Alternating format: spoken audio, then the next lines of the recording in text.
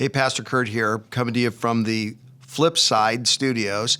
And I just have a thought for you today on living called, to actually live in your purpose. And the thought is simply this: when you know what your purpose is, when you know what your spiritual gift is, when you're living called, you'll be stable in the midst of storms.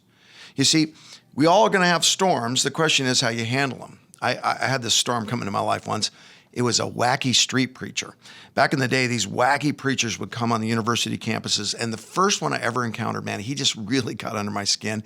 He's preaching all this crazy, horrible doctrine, and I got up on a cement kind of pillar on the other side of the courtyard from where he was preaching, and I started preaching back at him, and we got into this preach-off, and at one point, I literally yelled at him, "You don't have the fruits of the Spirit. You're not gentle. You're not peaceful. You're not loving. You're not kind." And I had lost my whole cool. The storm got me.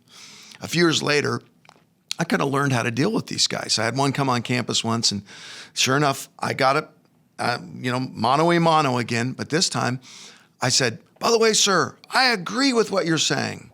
Everyone was shocked. They're like, "Curt, he agrees with the wacky street preacher?" And I was like, "What I disagree with is what you're not saying." And everyone was like, "Yeah, what's he not saying?" And I said, "You're preaching only the condemnation of sin, but not the forgiveness of Christ." All these frat guys immediately start going, "Why aren't you preaching love to us? Start preaching love." The crowd turned on him. I kind of dropped the mic, walked away.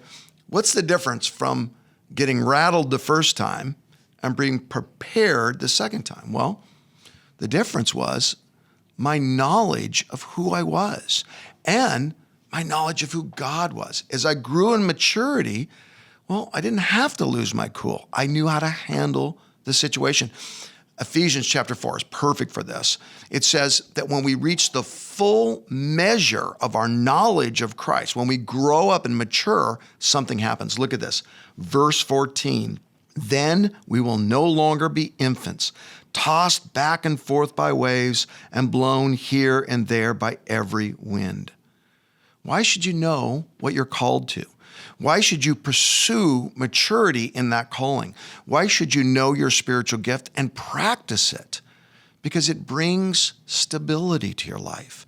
When the storm comes, whether it's a wacky preacher or a bad financial report or a health report or a kid, when the storm comes, you don't panic, you don't lose your cool, you use your gift, and you have stability in the storm. Hey, take a minute today and pray and say, "God, show me what my gifts are and help me practice them, attaining more maturity so I can be stable in the storm."